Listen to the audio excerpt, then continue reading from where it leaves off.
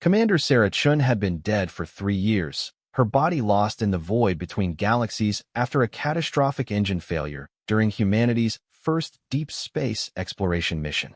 Earth mourned her as a hero, built monuments in her honor, and named schools after her sacrifice.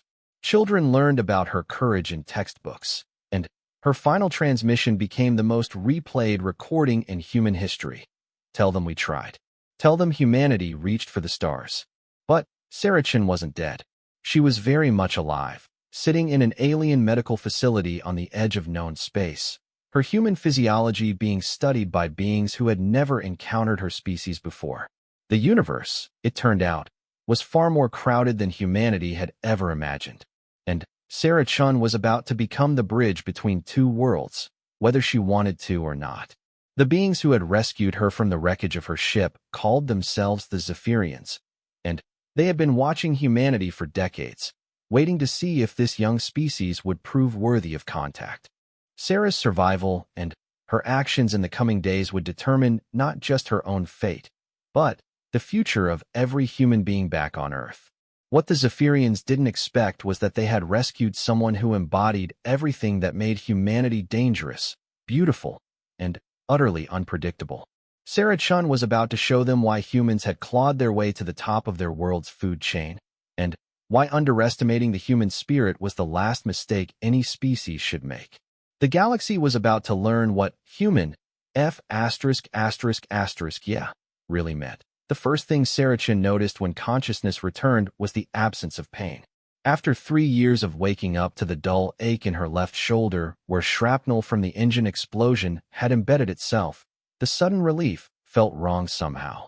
She kept her eyes closed and took inventory of her body the way her military training had taught her. Fingers, toes, limbs, everything responded normally. Too normally. The second thing she noticed was the smell. Not the recycled air of her damaged ship with its undertones of ozone and metal fatigue, but something organic and clean, like morning rain on fresh earth. It was pleasant, but entirely alien to someone who had spent the last 3 years breathing filtered atmosphere in a dying spacecraft. The third thing was the humming. Low, melodic, and definitely not mechanical. Someone was singing. Sarah's eyes snapped open to reveal a ceiling that seemed to be made of living crystal, its surface shifting between deep blues and purples and patterns that suggested breathing. She was lying on something that felt like the most comfortable bed she had ever experienced, despite appearing to be carved from the same crystal-like material as the ceiling. "You are awake." The voice came from her left, speaking English with an accent she couldn't place. "This is encouraging. Dr. Vexhai was not certain your neural patterns would stabilize after the reconstruction." Sarah turned her head slowly, military caution warring with curiosity. What she saw made her breath catch in her throat.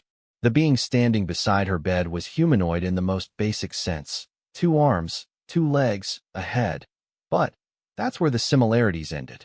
Her skin had a subtle iridescent quality that reminded Sarah of soap bubbles, shifting between pale gold and soft silver as she moved. Her hair, if it could be called that, appeared to be made of the same crystal material as the room, hanging in delicate strands that chimed softly when she moved her head. But it was her eyes that held Sarah's attention, large, expressive, and a shade of violet that seemed to contain entire galaxies. "My name is Lyra," the being continued, apparently unbothered by Sarah's staring. "I am what you would call a physician, though our medical practices differ significantly from what your species has developed." Sarah's mouth felt dry. "My species. You know about humans." Lyra's expression shifted into what might have been a smile, though her facial structure made it difficult to interpret. "We have been observing your people for approximately 67 of your years. You are quite fascinating. Your species shows remarkable adaptability and an almost irrational optimism in the face of impossible odds." Observing. Sarah's training kicked in, pushing through the surreal nature of the situation. "You've been watching us without making contact. Contact protocols exist for good reasons, Sarah Chun." Lyra moved to what appeared to be a control panel that materialized from the wall at her touch. "Your species is young, aggressive, and has shown a disturbing tendency toward violence when faced with the unknown. The Galactic Council has strict guidelines about first contact with developing civilizations. Sarah struggled to sit up, surprised when the bed automatically adjusted to support her. Galactic Council? A governing body representing approximately 47 sentient species in this region of space. Earth has been under observation status, pending a determination of humanity's readiness for broader galactic contact. Lyra's fingers danced over symbols that appeared and disappeared on the control panel. Your survival and rescue have created something of a diplomatic situation. I've been missing for 3 years. Sarah's voice was steady, but inside she was reeling. 3 years of drifting through space, rationing supplies, jerry-rigging systems to keep herself alive, and all the while she had been under observation by alien civilizations. How long have I been here?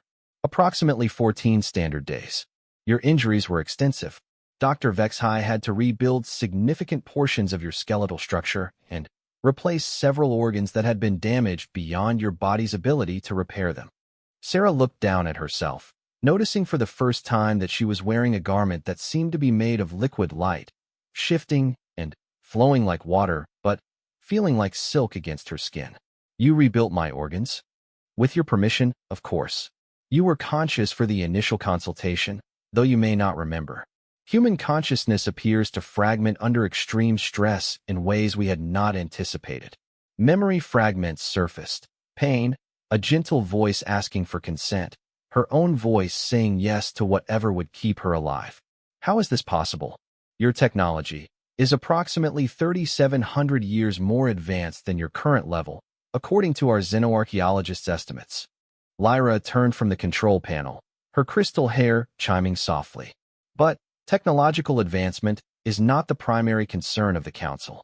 It is your species' behavioral patterns that worry them. Sarah swung her legs over the side of the bed, pleased to find that her body responded normally despite whatever modifications had been made. What behavioral patterns? Aggression toward the unknown. Territorial expansion despite resource scarcity.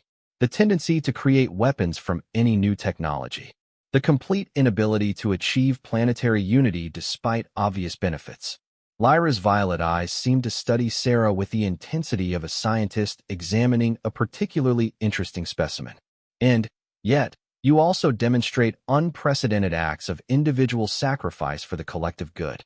Your own mission is evidence of this paradox. My mission was exploration, not sacrifice. Your mission was launched knowing that current technology could not guarantee your safe return. You volunteered for what amounted to a suicide mission because your species values knowledge and exploration above individual survival. This is the paradox that has the Council intrigued. Sarah stood, testing her balance. Everything felt normal, maybe even better than normal. Her shoulder, which had ached for 3 years, felt perfect. What happens now? That depends largely on you. Lyra gestured toward what Sarah assumed was a window, though it showed a view of space unlike anything she had ever seen. Instead of black emptiness dotted with stars, space here seemed alive with color, streams of light flowing between celestial bodies like cosmic rivers. Your rescue has accelerated the timeline for a decision regarding Earth's contact status. Because I'm here. Because you survived 3 years in a damaged spacecraft using nothing but determination and creativity. Because you maintained your sanity in complete isolation. Because when our rescue ship found you, you were still attempting to repair systems that had been beyond hope for over a year. Lyra's voice carried a note of something that might have been admiration. You have become an unwitting representative of your species, and your actions here will influence the Council's decision. Sarah moved to the window, staring out at the impossible beauty of active space. In the distance, she could see structures that dwarfed anything humanity had ever built, space stations or ships that looked like cities floating among the stars. What kind of decision? Whether humanity is ready for contact, whether you should be allowed to continue developing independently, or whether you represent a threat that must be contained. The casual way Lyra said contained sent a chill down Sarah's spine. Contained how? The Council has several options. Limited contact with heavy restrictions. Technological assistance with cultural oversight. Relocation to a designated system.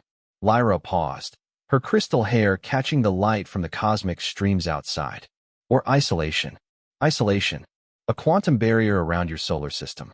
No one gets in or out until your species either achieves sufficient development to break through on your own or destroys itself. The barrier would be permanent by human standards. Sarah felt her jaw clench. You're talking about quarantining an entire species.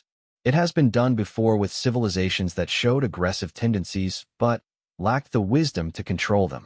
Usually, it is considered a kindness, allowing a species to develop or fail on its own rather than being eliminated as a threat. Eliminated. Sarah turned from the window to face Lyra directly.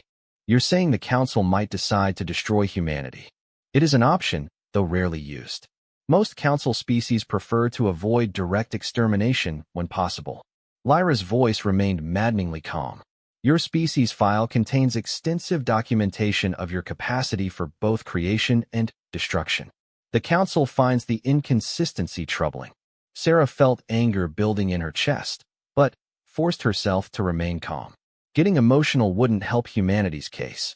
What inconsistency? You create beautiful art, music, and literature while simultaneously developing increasingly efficient methods of warfare. You show incredible compassion for individuals while maintaining economic systems that allow mass suffering.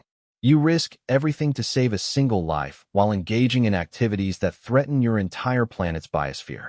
Lyra's head tilted in what might have been confusion. Your species appears to be simultaneously evolving toward greatness and destroying itself. The Council cannot predict which tendency will ultimately dominate. And my being here changes that how.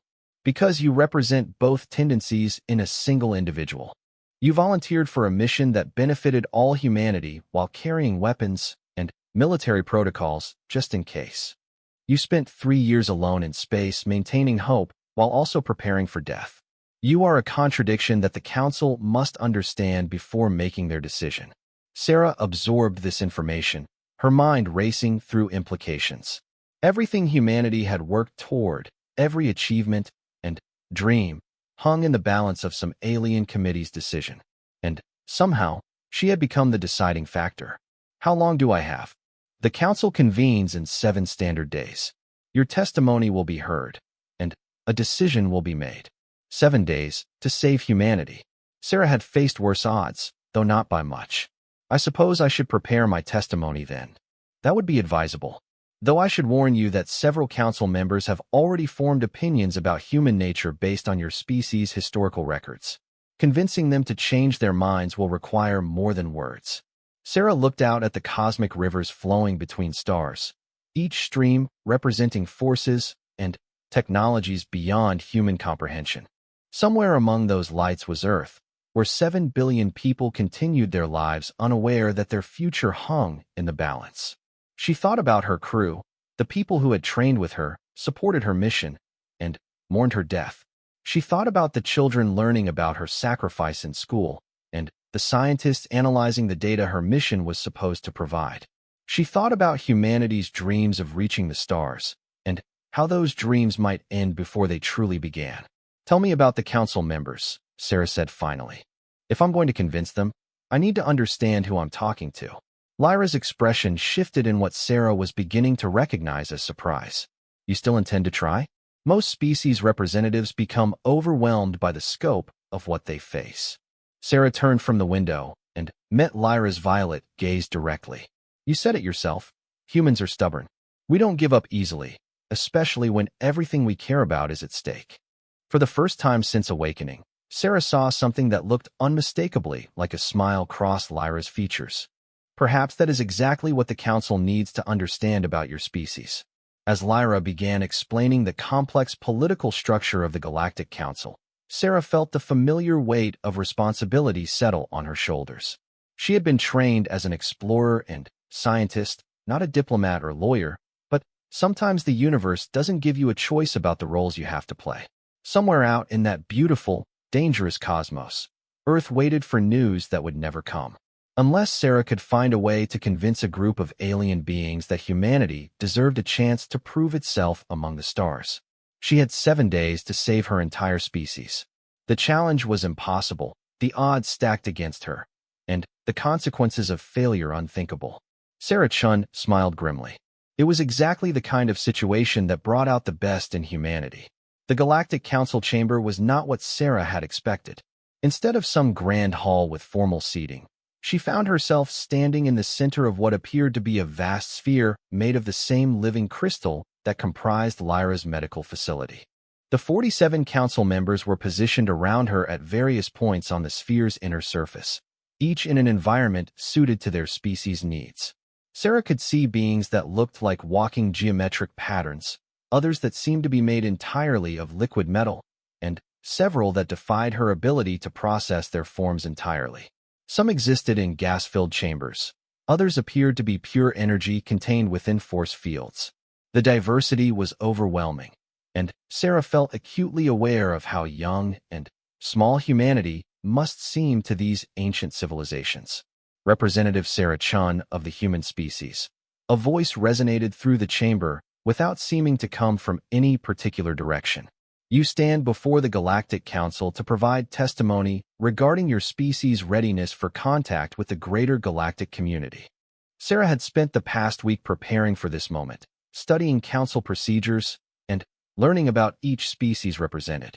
Lyra had been an invaluable guide, though she had warned Sarah that her own people, the Zephyrians, would need to maintain strict neutrality during the proceedings. "I thank the Council for this opportunity," Sarah began, projecting her voice clearly. "Though I should point out that I never asked to be humanity's representative. I'm just an astronaut who got lost and was fortunate enough to be rescued by the Zephyrians." A ripple of what might have been amusement moved through some of the council members. Others remained motionless, their alien forms giving no indication of their thoughts. "Modesty is irrelevant," came a new voice, this one carrying undertones that seemed to vibrate in Sarah's bones. She identified the speaker as one of the geometric beings, its crystalline form shifting through complex patterns as it spoke. "Your individual qualifications are less important than what you represent. We have observed your species for decades. We know what you are capable of." "With respect, Counselor," Sarah replied, using the formal address she had learned, "I don't think you do. Yes, you've been watching us, but observation from a distance can only tell you so much. You see the big picture, the historical patterns, the statistics. But you don't see what drives us, what makes us human at the individual level. We have extensive data on human behavior patterns," interjected another voice. This one came from what appeared to be a cloud of luminous gas contained within a spherical chamber. "Your species demonstrates consistent aggression toward anything perceived as different or threatening. Your historical records show continuous warfare, even among your own kind." "You're not wrong," Sarah admitted. "Humans do have a capacity for violence. But you're only looking at part of the picture. Yes, we fight. We fight against threats, against oppression, against impossible odds. But we also fight for each other." Sarah began to walk slowly around the chamber's floor, making eye contact with as many council members as possible. 3 years ago, I volunteered for a mission that everyone knew was essentially a one-way trip. I wasn't forced to go. I chose to go because my species has dreams that are bigger than our individual lives. We wanted to know what was out here, even if it meant some of us wouldn't make it back. "Reckless expansion is not admirable," came a voice like grinding stone. "Many species have destroyed themselves through uncontrolled exploration and resource exploitation. But we didn't destroy ourselves getting to space," Sarah countered. "We almost did, yes. We came close to nuclear war, environmental collapse, resource depletion. But we didn't do it. We pulled back from the brink because we learned to think beyond immediate gain." "Temporarily," said the geometric being. "Your species still maintains nuclear weapons, still engages in territorial conflicts, still threatens your planetary ecosystem." "You're absolutely right," Sarah said, surprising several council members with her agreement. "We're not perfect. We're young, we're still learning, and yes, we still make mistakes. But that's exactly why we need contact with the galactic community, not isolation from it." She stopped walking and turned to address the entire council. Every species in this chamber went through a similar phase. The Altarian Empire fought 3 civil wars before achieving unity. The Nexus Collective destroyed their first home planet and had to rebuild their civilization from refugee fleets. The crystal beings of Zirian spent 2,000 years as pure energy, before learning to maintain stable physical forms. The chamber fell silent. Sarah could feel the weight of dozens of alien gazes upon her. "How do you know these histories?" asked a voice like wind chimes. "Because I've spent the last week learning everything I could about each of your civilizations. Lyra gave me access to your historical records, and I studied every council member's species development." Sarah looked around the chamber. "Do you know what I found? Every single one of you went through what humans are going through right now. The aggression, the territorial conflicts, the environmental challenges, the development of potentially destructive technologies. It's not a human failing. It's apparently a necessary stage in the development of sapient civilizations. The difference," said the luminous gas being, "is that we overcame these tendencies. With help," Sarah shot back. "The Altarians received guidance from the Foundational Three. The Nexus Collective was given refugee status and technological assistance by the early council. The Zirian transformation was facilitated by direct intervention from energy-based mentors. Almost every species here received some form of assistance during their difficult transition periods." Sarah could see she had struck a nerve. Several council members were shifting in their environmental chambers, communicating with each other in frequencies and methods beyond human perception. "You're asking humanity to bootstrap itself into galactic readiness with no assistance whatsoever," Sarah continued. "That's not how any of your species did it. So why are you expecting us to?" "Because," said a new voice, deep and resonant, "your species has demonstrated capabilities that concern us." Sarah turned toward the speaker and felt her breath catch. The being addressing her appeared to be made of living shadow, its form constantly shifting and indefinite except for 2 points of brilliant light that might have been eyes.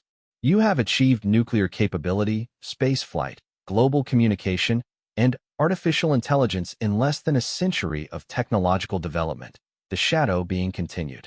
"This rate of advancement is unprecedented in our records."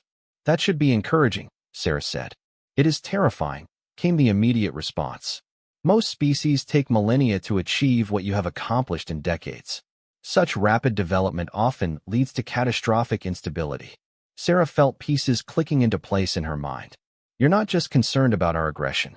You're afraid we're developing too fast to control." The chamber's silence stretched for several seconds before the geometric being responded. "Your species represents an unknown variable. We cannot predict your development trajectory, which makes you a potential threat to galactic stability. So you're considering containing or destroying us because we're successful?" "Because you are unpredictable," corrected the shadow being.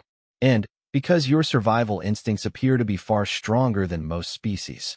Sarah felt anger flare in her chest, but forced herself to remain calm. "Let me make sure I understand this correctly. You've been watching us for 67 years. In that time, you've seen us go from barely achieving flight to putting people in space, from mechanical computers to artificial intelligence, from radio communication to global internet networks. Instead of being impressed by our adaptability and drive, you're concerned because we're learning too quickly. Rapid advancement without corresponding wisdom development has led to the extinction of 17 species in recorded council history," stated the geometric being flatly. "And how many species have been destroyed or contained by council intervention?" Sarah asked. The question sent a ripple of tension through the chamber. Several council members began communicating in rapid bursts of energy, color, and sound that Sarah couldn't interpret. "That information is classified," came the eventual response from the shadow being. "I bet it is," Sarah said grimly, "because I suspect that number is higher than 17. Your implications are inappropriate," warned the voice like grinding stone. "My implications are necessary," Sarah shot back, her military training taking over. "You're sitting here debating whether to imprison or destroy my entire species based on fear and statistical projections, not actual evidence of wrongdoing. You talk about wisdom development, but where's the wisdom in eliminating potential allies because they might eventually become threats?" Sarah began walking again, this time with purpose and aggression in her movements. "You know what I think?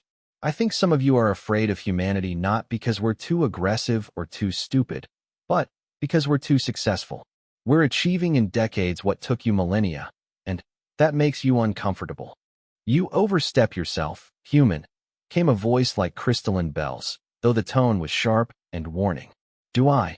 Sarah stopped and planted her feet, looking directly at the source of the voice.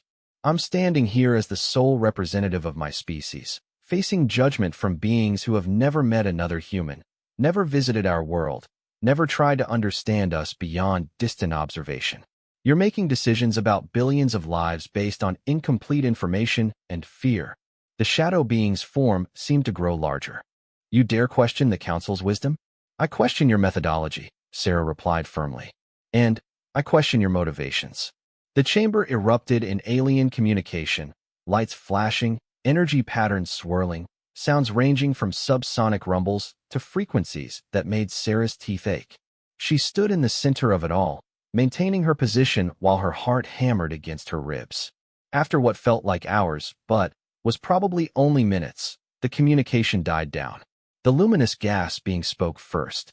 You show significant courage, confronting the assembled council in this manner. Courage or stupidity, added the geometric being. The distinction may be academic. Sarah took a deep breath. If standing up for my species is stupid, then I'll accept that label. But I won't stand here quietly while you decide humanity's fate based on fear and prejudice. Prejudice. The shadow being's voice carried dangerous undertones. Yes, prejudice. You've decided we're too aggressive, too fast-developing, too unpredictable to be trusted. But you haven't given us a chance to prove otherwise. You're judging us based on what we might become, not what we are. Sarah looked around the chamber, meeting as many alien gazes as she could. I've been lost in space for 3 years. In that time, I survived on failing systems, limited supplies, and determination. I could have given up dozens of times. A less stubborn species might have. But I kept trying to fix things, kept trying to get home, kept believing that somehow I'd make it back to the people I cared about. She paused, letting that sink in. That's what humans do. We don't give up. We don't accept defeat. We keep trying to solve problems and help each other, even when the odds are impossible. Yes, that sometimes leads to conflict. But, more often, it leads to breakthroughs that benefit everyone. Pretty words, said the wind chime voice. But words are insufficient proof of intent. Then, what kind of proof would satisfy you? Sarah asked. What would humanity need to do to earn your trust instead of your fear? The question seemed to catch several council members off guard. There was another round of rapid alien communication before the shadow being responded. The council has established protocols for species advancement, compliance with galactic law, demonstration of internal stability, proof of non-aggressive intent toward other species. Protocols established by species who all received help during their own advancement phases, Sarah pointed out. You're asking us to meet standards that none of you achieved independently. The standards exist for the protection of all, stated the geometric being. The standards exist to maintain the status quo, Sarah countered. To keep new species from disrupting the comfortable balance you've established. The chamber fell silent again, but this time the silence felt different, thoughtful rather than hostile. Finally, a new voice spoke, one that hadn't participated in the discussion before. It sounded like ocean waves mixed with distant thunder. What would you propose instead, human? Sarah felt her pulse quicken. This might be her only chance. Give us a chance to prove ourselves through action, not just words. Send representatives to Earth. Let us show you who we really are, not just the historical data you've compiled. Judge us based on interaction and collaboration, not fear and statistics. Unacceptable risk, immediately responded several voices. Unacceptable to whom? Sarah challenged. You've all survived first contact with other species. Why is humanity different? Because, said the shadow being slowly, none of us achieved what you have achieved in so short a time. None of us survived the complete isolation you survived. None of us demonstrated the individual resilience and determination that you have shown. Sarah stared at the shifting darkness of the shadow being, trying to understand what it was really saying. You're afraid of us because we're strong? We are cautious of you because you represent something unprecedented in our experience. The pieces clicked into place in Sarah's mind, and she understood. The council wasn't just afraid of human aggression or rapid development. They were afraid of human potential, afraid of what humanity might become if given the chance to develop freely. You're not afraid we'll destroy ourselves, Sarah said quietly. You're afraid we'll surpass you. The admission hung in the chamber like a physical weight, and Sarah knew she had found the real heart of the matter. The decision about humanity's future wasn't about protecting the galaxy from a dangerous species. It was about protecting the existing power structure from a potentially superior competitor. The game had just changed completely, and Sarah was no longer sure she was playing for humanity's acceptance. She might be playing for humanity's survival against beings who saw them as a threat to their cosmic hegemony. The real test was about to begin. The silence following Sarah's accusation stretched until it became uncomfortable even by human standards. She could feel the weight of dozens of alien intelligences processing her words, and she wasn't sure if she had just saved humanity or doomed it. When the shadow being finally spoke, its voice carried a different quality, less threatening, more contemplative. You believe the Council fears human superiority? I believe the Council fears change, Sarah replied carefully. I've studied your histories. The current power structure has been stable for over 3,000 years. The same species who founded the Council still dominate it. The same civilizations who achieved early technological advancement still control the most resources and territories. Sarah began walking again, but this time her movements were measured and deliberate. New species are brought into the galactic community under strict guidelines, given limited territories, restricted technologies, and carefully monitored development paths. They're never allowed to compete with the established powers. Stability is essential for galactic peace, stated the geometric being, but its patterns seemed less rigid than before. Stability can also lead to stagnation, Sarah countered. When was the last time the Council made a major breakthrough in any field? When did any member species achieve a significant advancement that benefited the entire galaxy? The question prompted another round of alien communication, though this one seemed more subdued than the previous exchanges. Our civilizations have achieved near-optimal states, came a voice like singing crystals. Further advancement is unnecessary. Near-optimal according to whom? Sarah asked. Have you solved death? Eliminated suffering?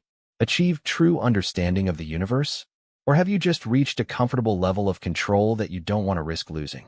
Sarah stopped walking and turned to address the entire Council directly. I've been here for a week, and I've learned something interesting about each of your species. Every one of you stopped major innovation shortly after joining the Council. Your technological development plateaued, your cultural evolution slowed, your expansion into new territories ceased. You traded growth for security. An acceptable exchange, said the wind chime voice, though it sounded less certain than before. For you, maybe. But what about the species who never get the chance to make that choice? What about the civilizations that could surpass your achievements if given the opportunity? The luminous gas being's form shifted, becoming brighter. You suggest the Council deliberately suppresses promising species? I suggest the Council has created a system that maintains the status quo by preventing any new species from becoming truly competitive with the founding members. Sarah's voice remained steady despite the magnitude of her accusation. How many species have been contained or eliminated not because they were genuinely dangerous, but because they showed potential to challenge existing power structures? These are serious allegations, rumbled the voice like grinding stone. They're serious questions, Sarah replied. And the fact that you're not answering them is telling. The shadow being's form seemed to pulse with agitation. You assume malicious intent where none exists. The Council's protocols exist to prevent catastrophic conflicts between species. Do they? Or do they exist to prevent catastrophic competition? Sarah looked directly at the shadow being. You said yourself that humanity's development rate is unprecedented. We achieved in decades what took your species millennia. What if we continued that development curve? Where would we be in 100 years? 1,000. Theoretical, said the geometric being, but its patterns had shifted to more defensive configurations. Not theoretical, inevitable, unless you stop us. Sarah felt pieces continuing to click into place. That's what this is really about. You're not afraid we'll destroy ourselves or become aggressive toward other species. You're afraid we'll outgrow the need for the Council entirely. The chamber fell silent again, but Sarah could sense intense communication happening beyond human perception. Energy patterns flickered around the sphere, lights pulsed in complex sequences, and several of the environmental chambers showed signs of agitation. After several minutes, a new voice joined the discussion, one that carried such age and authority that Sarah instinctively straightened. "Human, you demonstrate remarkable perception for such a young species." Sarah turned toward the source of the voice, but couldn't identify its origin. The speaker seemed to exist everywhere and nowhere within the chamber. "Are you confirming my suspicions? I am acknowledging that you have identified concerns that some council members harbor." The ancient voice carried undertones of vast weariness. "The question remains, what do you propose we do about it?" Sarah felt her heart rate spike. This was the moment everything had been building toward, not just her testimony, but possibly the entire history of human observation by the council. "I propose you do what none of you seem willing to consider. Treat humanity as equals instead of potential threats." "Equality must be earned," stated the shadow being. "By whose standards?" Sarah shot back. "Your standards? The same standards that no current council member achieved independently? The same standards that conveniently ensure no new species can challenge your authority?" Sarah began walking again, but this time she wasn't pacing. She was advancing on the council members, her body language shifting from defensive to aggressive. "Here's what I think should happen. Give humanity access to galactic technology and knowledge. Let us develop naturally instead of trying to constrain us. Judge us based on what we accomplish, not what you fear we might become." "Unacceptable," came immediate responses from multiple sources. "Why?" Sarah demanded. "Because you know we'll succeed? Because you know we'll prove that your carefully maintained power structure is obsolete." "Because," said the ancient voice quietly, "it has been tried before." The admission hit the chamber like a physical blow. Several council members stopped their communication entirely, and Sarah felt the political landscape shift around her. "What do you mean, tried before?" she asked carefully. The ancient voice sighed, a sound like stars dying. "Approximately 800 of your years ago, a species called the Vanguards demonstrated development patterns similar to yours. Rapid technological advancement, strong survival instincts, innovative problem-solving capabilities. The council decided to offer them full partnership instead of gradual integration." Sarah waited, dreading what was coming next. Within 50 standard years, the Vanguards had surpassed the technological capabilities of most council members. Within 100 years, they controlled more territory than the founding species. Within 200 years, they had effectively disbanded the council and established their own hegemony over the galaxy. The chamber was absolutely silent now. Sarah could feel the weight of ancient regret and fear emanating from the assembled beings. "What happened to them?" she asked, though she suspected she knew the answer. "They expanded beyond our galaxy, seeking new challenges and resources." The last communication from